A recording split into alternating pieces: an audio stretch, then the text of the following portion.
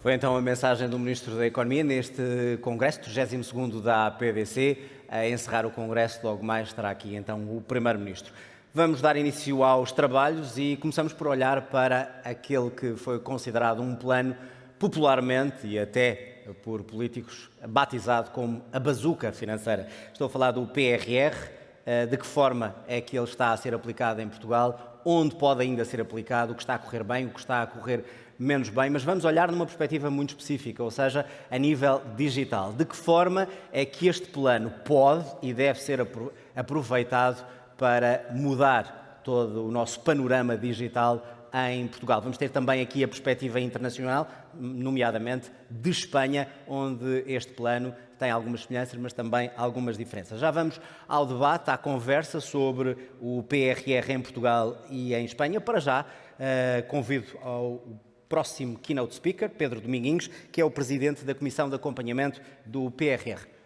Pedro Dominguinhos, bem-vindo. Obrigado. Bom dia. Bom dia. Muito bom dia a todas e a todos aqueles que nos acompanham presencialmente e também online em Portugal e no estrangeiro. E tal como a disrupção tecnológica está cada vez mais acelerada, eu vou ter 15 minutos para tentar explicar e para vos fazer passar qual é o ponto da situação do Plano de Recuperação e Resiliência em Portugal. Este é o meu itinerário, o enquadramento do PRR, o diagnóstico, o alinhamento do PRR com as debilidades identificadas e depois algumas reflexões. O Programa de Recuperação e Resiliência é profundamente, eu diria, inovador por dois motivos fundamentais. O primeiro, porque tenta responder, neste caso concreto, à pandemia, mas alicerçada em três grandes pilares. O pilar da resiliência, da transição climática e da transição digital. E esta é uma alteração profunda porque cada país teve a responsabilidade de olhar para os diferentes projetos enquadrados nesses mesmos três pilares. O segundo e talvez o mais relevante é que estamos perante um programa baseado em resultados e não em execução financeira. E com consequências. Significa que o não cumprimento de um conjunto de metas e de marcos significa um não desembolso do montante associado a cada uma das metas e dos marcos. Isto é uma alteração profunda porque pressiona os diferentes intermediários, beneficiários finais ou intermediários para executar o Plano de Recuperação e Resiliência. Nós estamos perante um programa que tem 16.644 milhões de euros, cerca de 2,7 mil milhões em empréstimos e que, eu diria, em breve vai ser aumentado de uma forma relevante que vai ultrapassar os 20 mil milhões de euros, ficando com uma dimensão muito semelhante àquilo que vai ser o PT 2030. Portanto, isso significa uma pressão adicional para todo o tecido económico e social em Portugal, que significa executar 6 mil milhões de euros por ano até 2027. Significa ter que aumentar a capacidade instalada, ser mais eficiente e, sobretudo, voltarei a isso no final, ter uma administração pública que seja mais rápida, mais eficiente e que esteja focada nos problemas dos diferentes beneficiários finais. E a transição digital tem aqui uma componente, eu diria, importante. Estamos a falar de mais de 2.400 milhões de euros nestas diferentes dimensões. E em termos de diagnóstico, como é que estamos? Este é um estudo da OCDE que mostra, eu diria, uma diferença significativa entre as grandes, as médias e as pequenas empresas. Aqui, a dimensão empresarial é um fator relevante na adoção de um conjunto de tecnologias e, como é óbvio, e isto é claramente demonstrado, aquelas tecnologias mais disruptivas e que provocam uma alteração profunda daquilo que seja a quantidade empresarial têm neste momento uma adoção também mais reduzida por parte do tecido empresarial. Quando olhamos para duas dimensões fundamentais do DESI, o capital humano e a digitalização empresarial, aquilo que se mostra, ou aquilo que nós revelamos, Portugal em três índices, designadamente as empresas que propiciam formação em tecnologia de informação e comunicação aos seus funcionários. Aquilo que é a percentagem de mulheres especialistas em TIC ou especialistas em TIC está ligeiramente acima da União Europeia. No entanto, quando olhamos para aquilo que são os diplomados nas tecnologias de informação e comunicação, nós ainda temos um caminho a percorrer. Embora os últimos 3 anos tenham significado uma redução do gap de cerca de 50% face a 2019. E, portanto, há um esforço muito grande que as instituições de ensino superior estão a fazer, a concretizar, para naturalmente aumentar esta percentagem. Discussão seguinte é para quem é que esses diplomados em TIC trabalham, se em Portugal, se no estrangeiro. Mas isso é uma questão que, naturalmente, sem esta capacidade de formação. Quando olhamos para o índice digital das empresas, aqui a situação não é tão positiva. Em termos de índice digital, nós estamos abaixo da União Europeia e quando olhamos para as pequenas e médias empresas, essa situação mantém-se. E quando olhamos, sobretudo, para a adoção de determinado tipo de tecnologias, aquilo que notamos é uma necessidade de ir mais depressa por parte das pequenas e médias empresas. E a questão que se coloca é até que ponto é que o PRR está ou não alinhado com estas, eu diria, debilidades ou com este diagnóstico. Eu vou tentar, isto é a distribuição das verbas do PRR nas diferentes componentes da digitalização. Provavelmente não conseguem ver. Portugal, já agora, tem 650 milhões de euros. Se juntarmos o impulso STEAM jovem e adulto, que é da resiliência, mas onde uma parte significativa é formação de recursos humanos qualificados nas áreas STEAM, devemos juntar mais cerca de 200 milhões de euros. Estamos a falar de cerca de 850 milhões de euros na área da digitalização. Portugal é o 7º país da União Europeia que mais tem consagradas verbas do PRR à parte da digitalização e da digitalização empresarial. O primeiro é a Itália, depois a Dinamarca, mas a Dinamarca tem apenas 80 milhões de euros, Espanha, depois a Grécia, a Malta, a Lituânia e Portugal. Portugal tem uma componente relevante de verbas destinadas à administração pública, ao e-government, às políticas públicas na área dos serviços, seguindo-se a área do capital humano e, em terceiro lugar, todos os programas dirigidos às pequenas e médias empresas. Estes dados são apenas da dimensão transição digital do Plano de Recuperação e Resiliência.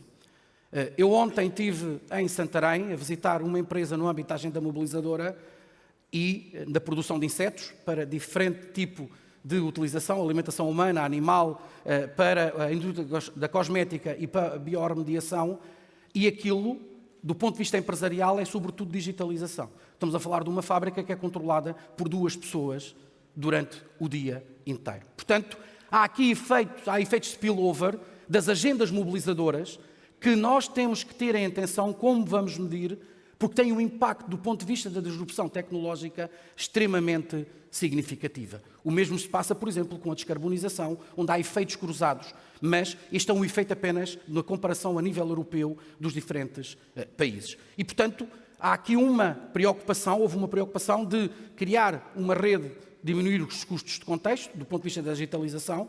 Ontem existiu um painel no Congresso da APDC exatamente sobre esta temática e há muita coisa a ser feita no terreno. E depois há uma segunda grande dimensão relacionada com o capital humano, porque sabemos que a adoção da tecnologia sem uma qualificação, sem uma capacitação das pessoas, torna-se mais difícil. Naturalmente aqui a questão da conectividade não está no PT 2030 e está feito de uma outra forma. Quando olhamos para os diferentes programas ao nível do PRR, eu subdividi em 3 dimensões, no capital humano, nas pequenas e médias empresas e na administração pública. Não falarei muito sobre a administração pública, mas destacava 3 grandes dimensões. A saúde, onde há uma alteração, pretende-se uma alteração profunda da forma como os cidadãos se irão relacionar com o Serviço Nacional de Saúde e também a forma, designadamente o registro de saúde eletrónico, que será uma alteração profunda que se irá operar. Ao nível da segurança social, e muitas das alterações que estão neste momento a decorrer na segurança social são impulsionadas pelo Plano de Recuperação e Resiliência, e depois uma outra dimensão extremamente significativa e onde Portugal é apontado como um déficit claro ao nível da justiça e da sua celeridade, da sua digitalização. Já neste momento há um conjunto de serviços que estão a ser realizados pela Justiça na área eu diria, dos casamentos e dos divórcios, na área da casa pronta, que resultam de um investimento significativo na área do PRR.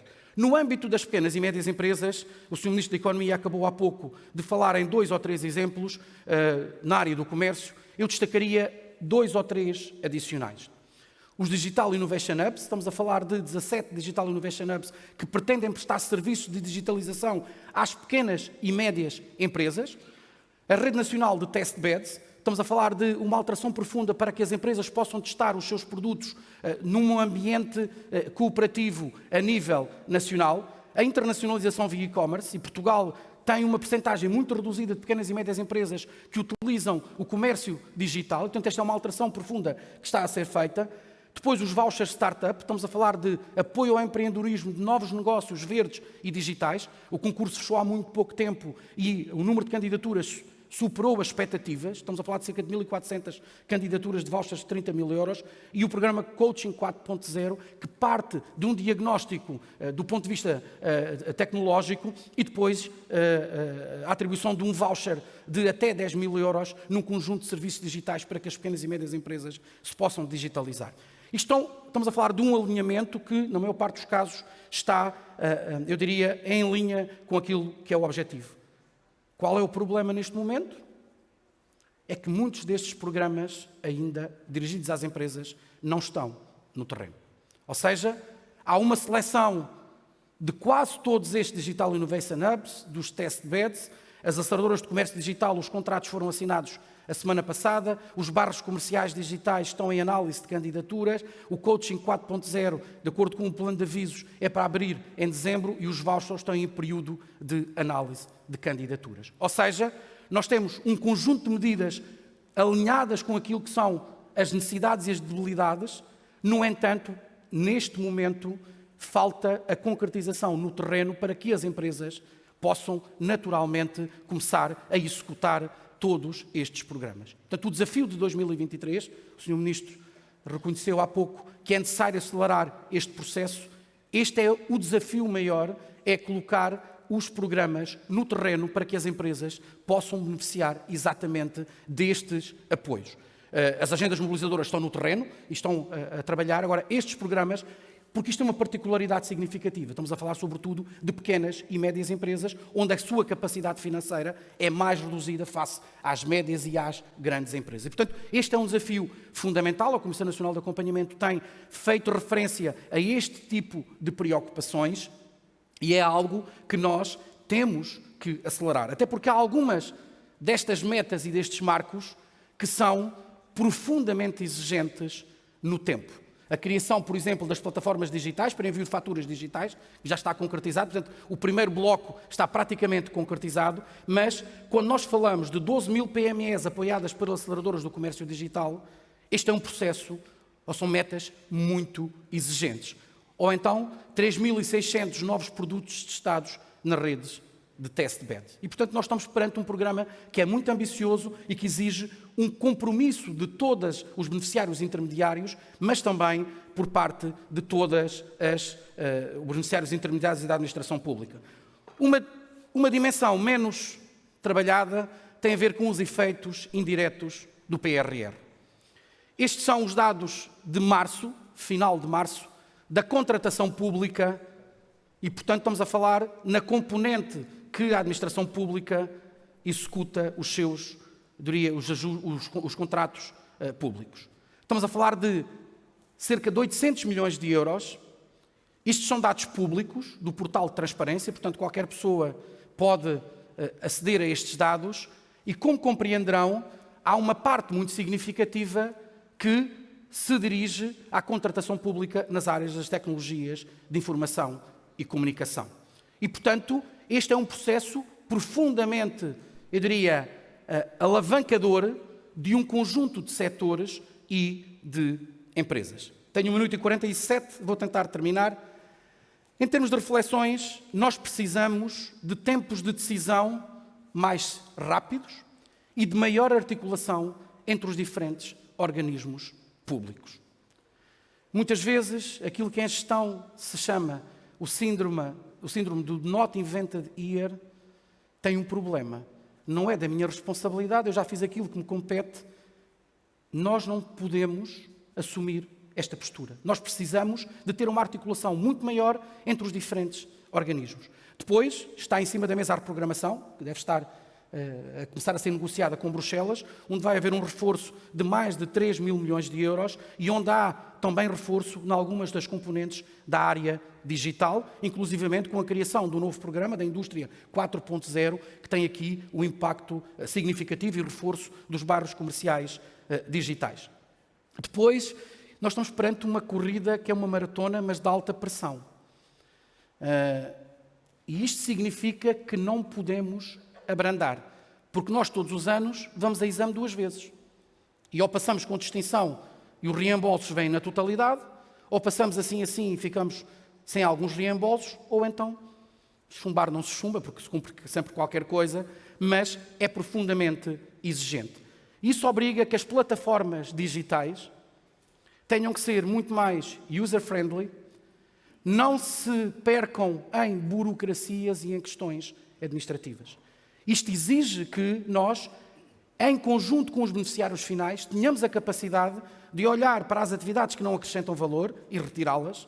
Claro que há aqui um compromisso legal e de legislação que não pode ser negligenciado, não é isso que está em causa, mas temos que perceber aquilo que não faz sentido e que nós estamos a perder tempo a trabalhar uns para os outros em vez de trabalhar para os projetos. E, acima de tudo, nós temos que ter uma agenda de avaliação baseada nos resultados e nos impactos. Não vale a pena nós preocuparmos apenas com a execução financeira, e a Comissão Nacional de Acompanhamento tem sido muito clara sobre isto. Nós temos que preocupar em executar com qualidade e com a capacidade transformadora que o PRR tem, porque foi para isso que o Plano de Recuperação e Resiliência, através do mecanismo de recuperação e resiliência, foi criado. Muito obrigado e bom dia.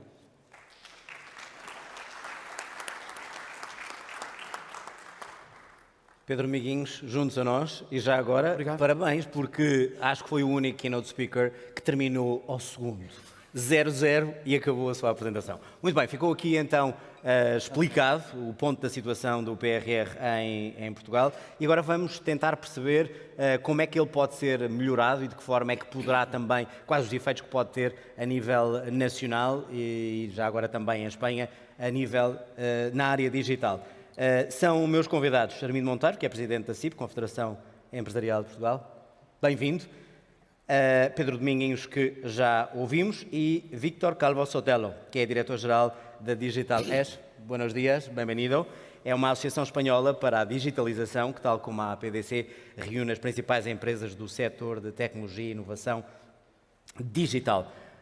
Vou começar por Armindo Monteiro, por si, porque vimos aqui em que ponto, qual é o ponto da situação deste plano. Eu pergunto, os atrasos, as dificuldades, de quem é que é a culpa, no sentido de como é que podemos ultrapassar? É da burocracia? É de algumas empresas que não estão a cumprir tão rapidamente como deviam e depois dizem o dinheiro não chegou? Qual é para as empresas, qual é o objetivo nesta altura para conseguir uma melhor aplicação do plano? Bom dia a todos. Naturalmente, deixe-me só agradecer o convite e mais uma vez felicitar a excelente organização da APDC e do seu dinâmico presidente Rogério Carapuz. É importante, de facto, discutir estes temas e a pergunta é muito interessante e tem um pecado original. O pecado original é, efetivamente, a forma como foi construído. Logo desde o início, houve uma tremenda falta de ambição. Na Europa, este programa chamava-se Next Generation. Muito simplesmente tratava de pensar a próxima geração. Isto é um investimento, não é OPEX, enfim, para uma linguagem, perante esta plateia posso utilizar esta linguagem, não é OPEX, é sobretudo para CAPEX, para investimentos. Então chamava-se Next Generation. Nós, por essa falta de ambição, já só lhe chamámos plano de recuperação, ou seja, para regressarmos àquilo que supostamente estávamos, que seguramente era um ponto bom, não era. A questão que me propõe tem muito a ver com aquilo que também Pedro Dominguinhos referiu. Se o PRR se aplicasse às empresas e utilizássemos a linguagem das empresas, o time to market, que é o tempo oportuno para chegar ao mercado, ele já estava obsoleto. Porque há um tempo para efetivamente estas soluções aparecerem. E hoje verifica-se que, seja porque não é elegível para a maioria das empresas, não é elegível para a maioria das necessidades das empresas, não é elegível para aquilo que são as prioridades das empresas, seria seguramente um programa obsoleto. Agora, como é próprio das empresas, aproveitam sempre ao máximo aquilo que é possível. E aquilo que nós esperamos é que, efetivamente, ainda que não tenha todas estas deficiências, tenha todos estes handicaps de base, que chegue rapidamente. Mas, para isso, é preciso que a administração do PRR confie mais nos seus agentes económicos, porque não há nenhuma razão para que ele esteja a ser Quando diz executado. confie, sente que há não só burocracia, mas desconfiança no sentido de verificar cada um dos itens, cada um dos procedimentos para perceber se merecem esse dinheiro, estão a aplicar bem? E é preciso assumi-lo, e estou aqui a assumi-lo claramente. Há entidades portuguesas em quem se confia, e essas entidades portuguesas estão na esfera da administração pública, e há entidades portuguesas em quem não se confia, que estão na esfera privada. E, portanto, é portugueses contra portugueses. Há, de facto, uma esfera em que ele se executa rápido, e estão todas, seja na administração central, seja na administração local, e o programa está a ser executado.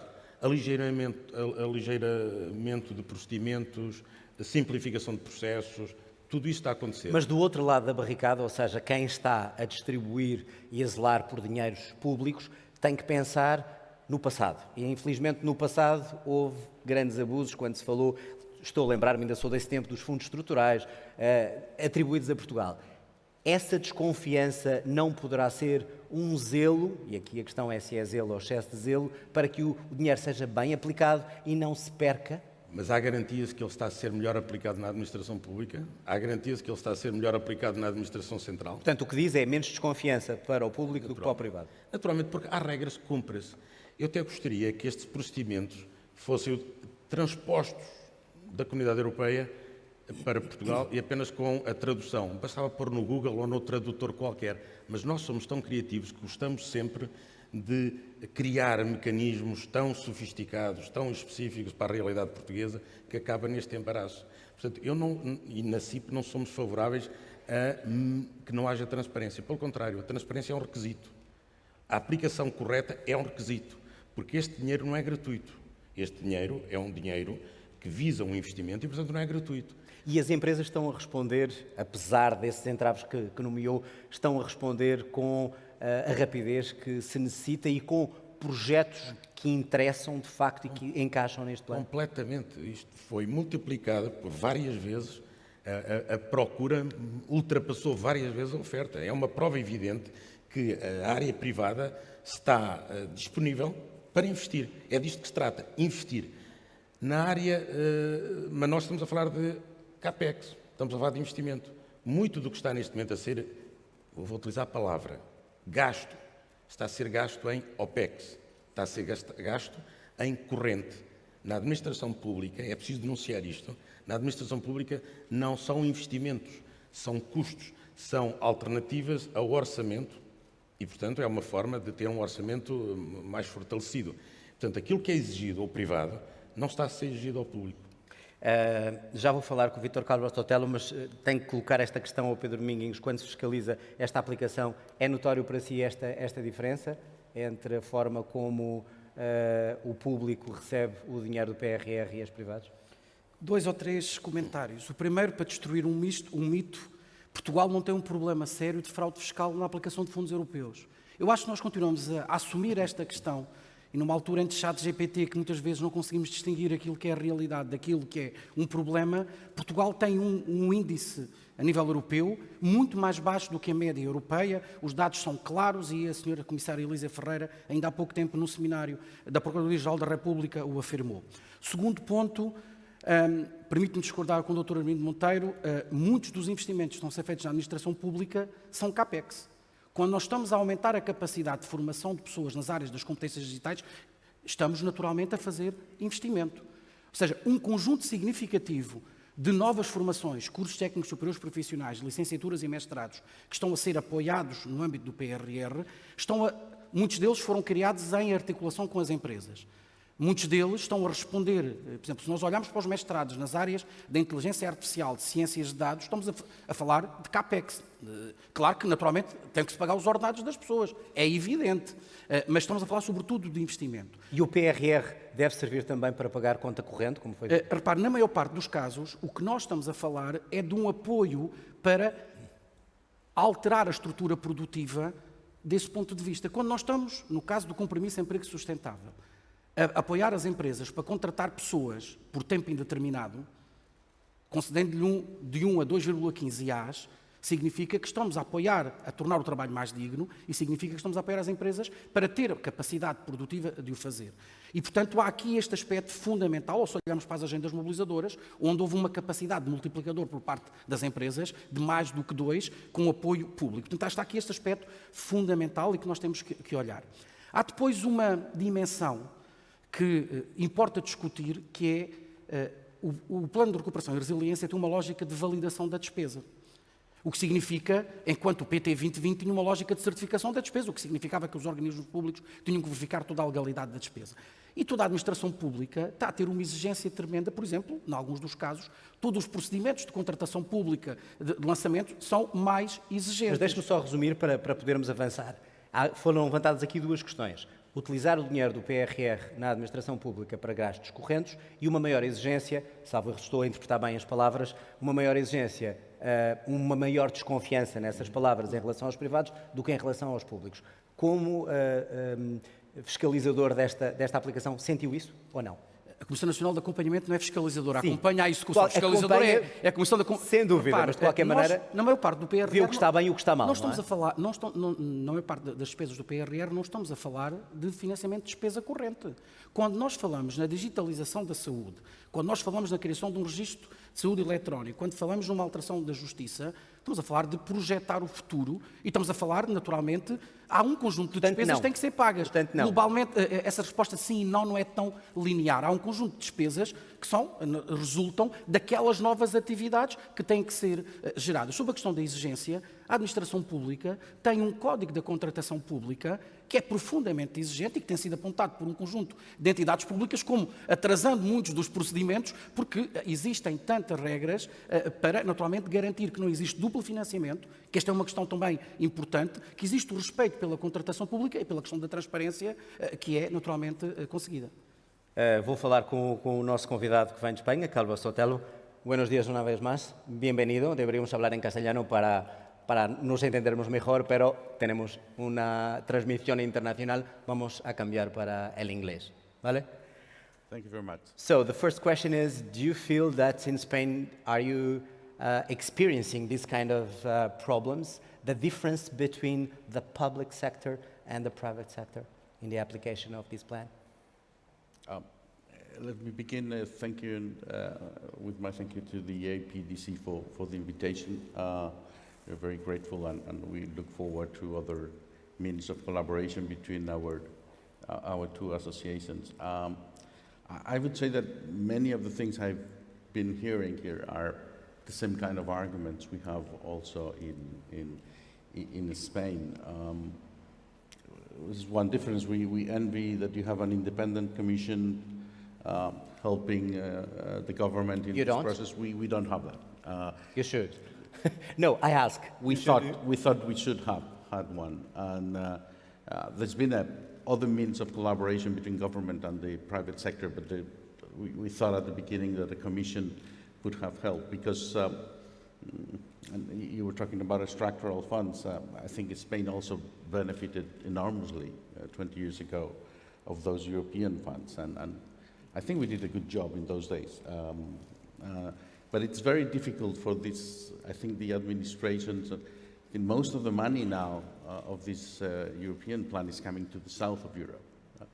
The amount of money, it's so huge that we all knew that it was going to be very difficult for the administration to deal with it. In Spain, the amount of money of this program is over 150 billion euros. It's more than 70 billion in investments and another 80 billion in loans. So if you put that together with complex administration because we have three different levels. We have the national administration, the regional governments, And the local. that you know in Spain have lots of competence, and the municipalities. So part of the money is going to those other two administrations. So that's another step that makes it longer. So I would say today in Spain, what we are most worried is about 2023, this year. We have till December to get all the money out of the door. And it's going to be very intense, and probably we'll have to be faster in the way we manage that. But we have an issue here. It's the lack of confidence, or when you give money to the private sector in Spain, are you asking more questions, giving more obstacles to be sure that the money is in the right way? I would say and probably here is the same, that Lack of trust. the legal framework for public procurement is very complex. Historically, I would agree with you, it was probably that kind of complexity was born between, 20 years ago, 10 years ago, you had some corruption cases, so this lack of trust made the process much more complex. The government was aware of that, and last year they passed a new law simplifying the procedures for public, but that was not enough. Public and private, or just public? The money going to the private sector. Okay. So the procurement of private services from the government. So we made changes into the law so that we simplified the procedure, but it's not enough yet. But it's easier right now to the It is private easier sector than- to receive the money? It's easier than last year, but it's not easy enough. There's still a lot of red tape, as you were saying. There's many papers you have to comply with. I would say that in every country, the Ministry of the Budget and Finance is a roadblock. They're not very happy of spending money, so that they make it not very easy. But would you say that the rules are the same for the private sector and for the public sector, or there is a difference the way they apply for this money? Oh yeah, I think that there's a difference. Easier or more difficult for the public sector? It's easier for the public sector, but I think one of the main differences that you were telling me before, Pedro was talking to me about the amount of money that goes from these funds to the public sector in Portugal is a large amount of money. In Spain, it's much less. I mean, most of the money is going to the private sector. So that's the idea. So the public sector procurement is not as important as it is here. In Spain, should you be, like in Portugal, we start to feeling, I don't know, I'm going to ask them if it is true, that we need to rush to do the things well, but we have to rush. In Spain, about the timing, how the things are going on right now? We definitely need to rush in 2023. Then we will have 2 or 3 years to implement and to execute the projects. But what we need is before the end of December to get a huge amount of public funds coming from Europe to the private sector, and that's and we need to do things differently. Probably one of the Like what, for instance? For instance, I think like in Portugal, the Spanish economy has 90% of it is small and medium enterprises. We have over 1 million SMEs in Spain. So there's this very ambitious project with the European funds for SMEs. And I think this is one of the areas where the government has done a better job. There's this public company who is in charge of getting 3,000 million euros into SMEs for their digital transformation. So what did they do? They did a whole new system of procurement. They established a figure of a digital facilitator, like an intermediary between the state and the SMEs. So 7,000 companies applied for that kind of role. And then the whole process of procurement was done online. There was no paper involved. It was as easy as possible, not easy enough, as we were talking before, but at least... Never is, never It is. never is, but at least it was a completely new procedure, completely online. And as of today, probably these 7,000 intermediaries have carried contracts with over 200,000 SMEs because we did this innovation in the procurement process. And I think that's one of the successes of the Spanish project. Armindo Monteiro, temos um sistema igual em Portugal ou é muito difícil? E se não temos, porquê? Naturalmente, o nosso tecido empresarial é muito semelhante. Naturalmente, somos muito constituídos por PMEs e, por isso, muitas das empresas não são elegíveis para determinadas iniciativas. Portanto, é sensivelmente igual. Aquilo que a CIP defende é que, naturalmente, tem que haver opções. Porque se não houver opções, se tudo for igual... Mas estamos a falar do processo agora ou estamos a falar do tipo de financiamento e para tipo de projeto? Na realidade estamos a falar dos dois pontos que são igualmente importantes. É criticar uma análise crítica em relação a onde está a ser aplicado o dinheiro. Seja no privado, mas particularmente no público, porque o público recebe 2/3 do investimento e, portanto, exige uma análise muito mais eficiente, muito mais concreta. O que criticamos na CIP é que parte desse dinheiro, não em relação à formação, como disse o Pedro Dominguinhos, que naturalmente é necessário, apostar nas pessoas, na qualificação é fundamental. Mas nós, em muitos casos, estamos a fazer informatização de processos e não digitalização dos processos. Isto é muito diferente, porque nós, se queremos realmente uma economia desenvolvida, baseada em serviços do Estado também atuantes e desenvolvidos, nós temos que, de facto, fazer uma digitalização. Temos que criticar os processos que estão neste momento em vigor e encontrar uma outra forma de ser mais eficiente. O que nós estamos a fazer, em muitos casos, é informatizar processos que há muito tempo já deviam estar excluídos da nossa administração. Por isso, nesse caso, no fundo, estamos a dar mais vida útil a algo que já está errado. Portanto, a análise crítica, onde está a ser feito o investimento, é algo que a todos nós, portugueses, empresários, não empresários, deve envolver-nos para vermos se a administração, efetivamente, está a fazer aquilo que deve ser feito. Se a administração optar por... vejo que há aqui, nomeadamente na plateia, muitos rostos muito novos e se calhar não sabem o que vou dizer quando falo em papel de 25 linhas azul. Mas se nós agora ainda quiséssemos contemplar isso, não estaríamos com certeza a melhorar a administração. Ou seja, é necessário para uma economia eficiente ter um Estado eficiente.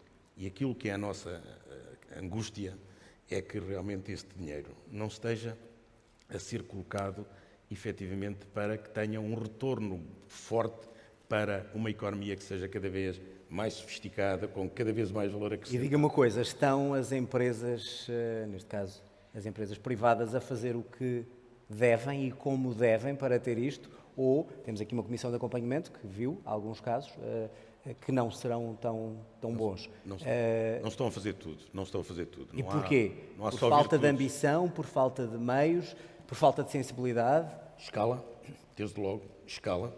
Nós temos um problema de escala, efetivamente. É importante percebermos que, apesar de as nossas empresas já se internacionalizarem há muito tempo, só nos últimos 40 anos é que, efetivamente, estão no mercado internacional. Até aí tinha uma presença hegemónica em ex-colónias, mas isso não é internacionalização. Verdadeiramente, a internacionalização, o desafio da internacionalização começou há 40 anos. Depois temos um problema de escala. E aqui nós temos que realmente fazer meia-culpa. Os empresários são muito individualistas e, por isso, também a Confederação está a procurar encontrar formas de competição para criar fileiras de valor.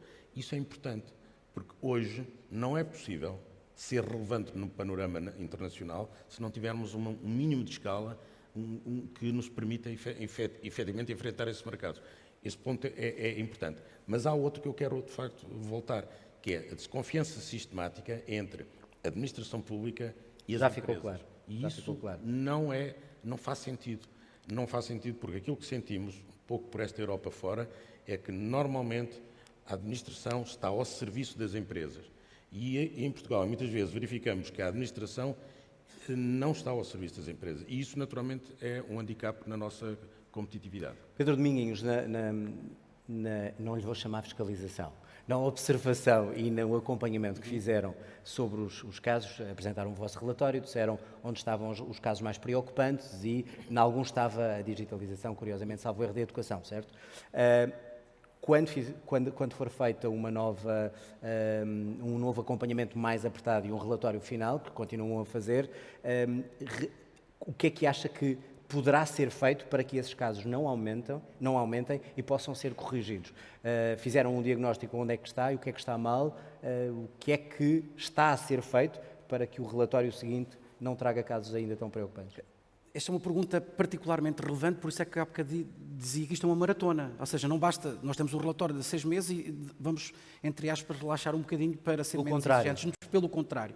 Por exemplo, ao nível digital, nós estamos neste momento, o Portugal Digital com a DGAE, Direção-Geral de Estados Económicas, está a finalizar um catálogo de serviços digitais que vai depois servir, por exemplo, para as aceleradoras do comércio digital, onde as pequenas e médias empresas poderão recorrer a esses serviços digitais que já estão pré-determinados e, portanto, significa que elimina uma parte significativa do aspecto burocrático, e o mesmo se passará com o Coaching 4.0, onde, imaginemos, se for um serviço de cloud ou um serviço de inteligência artificial, as empresas podem recorrer a um voucher para adquirir exatamente os mesmos serviços. Portanto, há aqui um aspecto de simplificação que me parece fundamental. Basta olhar, por exemplo, para a descarbonização da indústria. Entre o primeiro e o segundo aviso, nós passámos de 240 candidaturas para 1.300 candidaturas, com uma grande concentração nas pequenas e médias empresas, porque foram feitas 2 alterações, em articulação com a Comissão Nacional de Acompanhamento. Por um lado, projetos simplificados de até 200 mil euros, que vão responder exatamente às pequenas e médias empresas e às necessidades imediatas ao nível da descarbonização, e depois a questão da exigência de uma auditoria tecnológica, passando-se para a análise documental que as empresas podem perfeitamente fazer. E, portanto, esta é uma questão, mas já agora, e tanta celema tem dado a questão digital, as provas da frição digital é uma das preocupações e um dos objetivos que o Plano de Recuperação e Resiliência tem. Para o próximo ano, quando os alunos, em algumas disciplinas do 11º e do 12º ano, forem fazer os exames nacionais, tem a ver exatamente com uma profunda transformação que se quer tornar, bem como os manuais digitais na área da educação. Portanto, nós temos aquilo que o Rogério Carapuça costuma dizer, a killer applications. Não basta ter os computadores se nós depois não tivermos uma capacidade de os mobilizar e de os utilizar. E isto é fundamental, por isso é que a Comissão não se preocupa com a entrega dos computadores, mas estão ou não a ser utilizados e estamos ou não a transformar. Continua a falar da parte pública, da parte privada que está preocupada. Sim. O que é que se pode fazer para aligeirar o processo e para que as empresas não sintam que estão a olhar para elas com desconto? 2 ou 3 exemplos. Ainda estamos a tempo. 2 ou 3 exemplos que resultam da minha ida ao terreno ontem e ontem. A questão do aumento dos adiantamentos, as agendas mobilizadoras, porque sabemos que estamos numa altura complexa, as empresas, quando estão a adquirir equipamentos, muitos deles estão a fazer adiantamentos de 60%. Na compra do equipamento que estamos a entregas daqui a um ano. Portanto, aumentar o adiantamento. O IAPME nas agendas mobilizadoras já o fez. A ANI vai fazê-lo nos Colabs e nos CITs. E, portanto, e é fundamental que todas as entidades, por exemplo, na descarbonização no hidrogênio, se aumente o nível de adiantamentos. Uma segunda questão, e alguns organismos públicos estão a fazê-lo, até na sequência das reuniões que temos tido, é desburocratizar. Não é desmaterializar, é desburocratizar os aspectos. Aquilo que o Dr. Nuno Monteiro estava a dizer é perceber que há coisas que são desnecessárias para fazer o comprovativo. Deixe-me dar-vos um exemplo. A Startup Portugal, no lançamento dos vouchers Startup, utilizou o compromisso, do ponto de vista estratégico com as empresas e que tenham que cumprir 3 requisitos. Desde que cumpram os 3 requisitos, são financiados com um voucher. Portanto, nós temos medidas hoje em dia, temos que disseminar e ser mais céleres, recorrendo inclusivamente à subcontratação de alguns serviços, para mais rapidamente ter as candidaturas aprovadas, porque isto é fundamental. Mr. Carlos Sotelo, we are talking about digital transformation, and the name of this segment in our Congress is about that. Do you, in Spain, are you giving priority to digital transformation in this plan, or if we can measure the application of the money, how much is going to the digital transformation? We're clearly doing that. I think the European Commission asked countries to have at least 25% dedicated to but digital. Can have more, right? And in Spain, we went over 30%. So when we thought, I think that the planning phase of this budget in Spain was done very well done by the government. I mean, it was consultation. Probably took us too long to do all the planning, and then we are rushing now in the execution, but it was clearly a focus on digital transformation. Should be a priority, the digital transformation I think for the rest of the economy. yes, I think this is coming after the COVID crisis. I think one of the issues with the COVID crisis is it helped a lot of people to, go over the barriers to go digital because they were forced to do it in their personal lives, in their companies. So, and I think in Spain we had this problem. We have good companies. The state has, in general, good software for providing services to the public. But we had a problem of using it. So getting the whole of the population and the small and medium companies to go into digital is what is going to transform the country. And we think that's the focus, and that's the way that we will have a more competitive economy in the future. We have to take advantage of this moment, which is historical. I mean, I think Mario Monti, who used to be the Italian commissioner, said 20 years ago that the beer-drinking countries of the north have to give money to the wine-drinking countries of the south. Because we drink beer and go... They drink beer, and this is happening in a scale that we never thought possible. And also, I think it's important to say that it's not only the amount of money, but Europe is asking for reforms. The Spanish plan has like 110 investment projects and 102 reforms that have to be done by the government. And that's going to transform the country also, and that's also important. Do you have, like we have in Portugal, a big lack of digital skilled labor too? I mean, with this plan, should we have to invest in the digitalization of the companies, the public administration? How about the people? If we don't have the right worker to do the job, it's going to be a problem. So my question is should the money be used to give some preparation to this kind of people in terms of digital aid? Yeah, normally people would say, that technology is easy. I mean, it's a commodity. You have technology products, but the difficulty is training people, getting in the right mindset, but also having the right tools.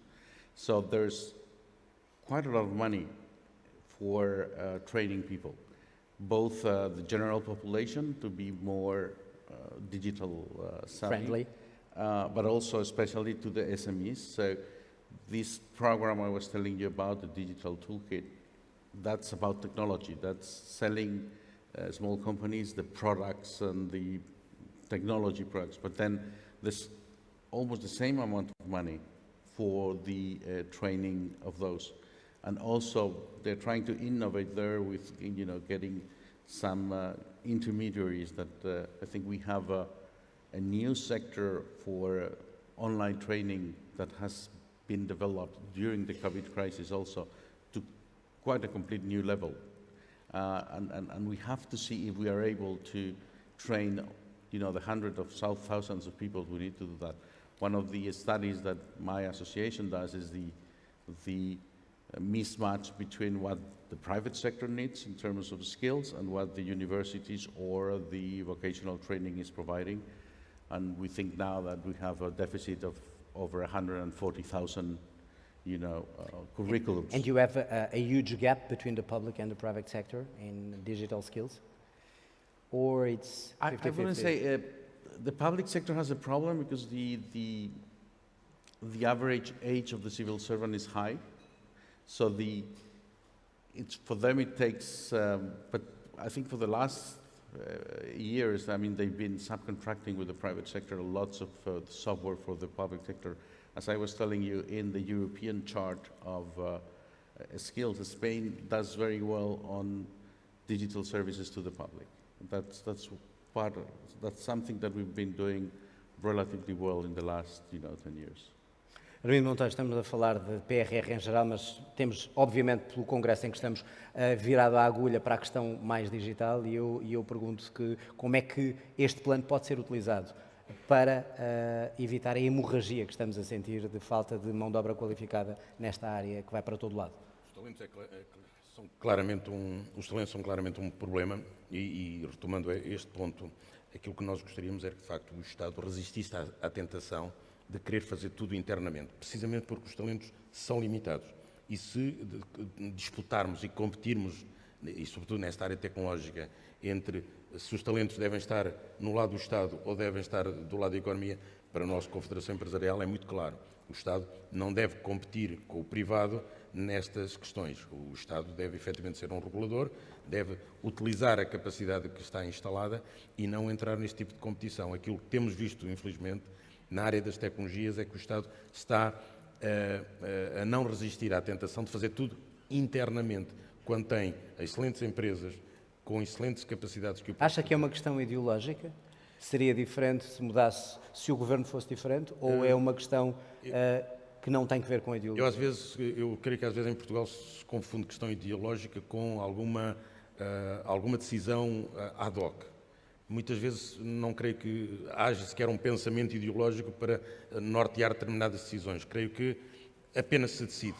E, portanto, é muito mais fácil ter um analista de sistemas, ter uma equipa completa interna, que, porventura, estar a subcontratar esse serviço. Se disser que há, porventura, hoje, em Portugal e na maioria que nos governa, há alguma preferência para combater a subcontratação, eu creio que isso tem sido evidente. Deixe-me voltar à pergunta inicial que lhe fiz desta vez, que foi a questão da falta de mão de obra qualificada. O PRR deve e, pergunto, está a ser utilizado pelas empresas também para conseguir fazer isso, essa formação e evitar a hemorragia? É absolutamente essencial qualificarmos os portugueses, é essencialmente fundamental, é determinante, até diria, para as próximas gerações, que nós consigamos fazer essa qualificação e consigamos reter essa disponibilidade em Portugal. Mas era importante, e eu queria terminar com esta mensagem também de otimismo, o PRR ainda pode efetivamente ser transformado e colocado ao serviço das empresas, é preciso naturalmente que seja simplificado. E não se entenda por simplificação uma perda de escrutínio, nada disso. Nós somos a favor de um escrutínio forte, de regras muito bem definidas, mas precisamente que essas regras fiquem definidas e não à disponibilidade da interpretação. Portanto, somos a favor de um escrutínio forte, mas de uma simplificação muito grande para que, de facto, o PRR produza os efeitos que todos nós desejamos. Se eu lhe pedisse, e tem aqui alguém da Comissão de Acompanhamento, aliás, mais do que uma pessoa, e esperemos que alguns governantes ouvirem. Também é da Comissão de Acompanhamento. Também é, pois. Também faz parte da Comissão de Acompanhamento. Então estão os três. Então lá dentro o que é que se pode fazer para mudar, para mudar a agulha de todo o diagnóstico que fez aqui? Nós temos uma excelente Comissão de Acompanhamento, mas isto é, de facto, como alguém que está a observar, não está a participar na decisão. Por isso eu digo-lhe o que é que teria que mudar rapidamente e que ainda vamos a tempo. O plano está a ser reestruturado, há mais dinheiro que pode chegar. Simplificação, escrutínio e confiança. Muito bem, fica então esse apelo. Obrigado aos três. Cabo Sotelo, muchas gracias también. Enhorabuena y que sea muy bueno en España também. Thank you. Obrigado. Obrigado a todos. Nós fechamos aqui esta discussão do PRR na área digital e agora, Carolina Freitas, vamos avançar.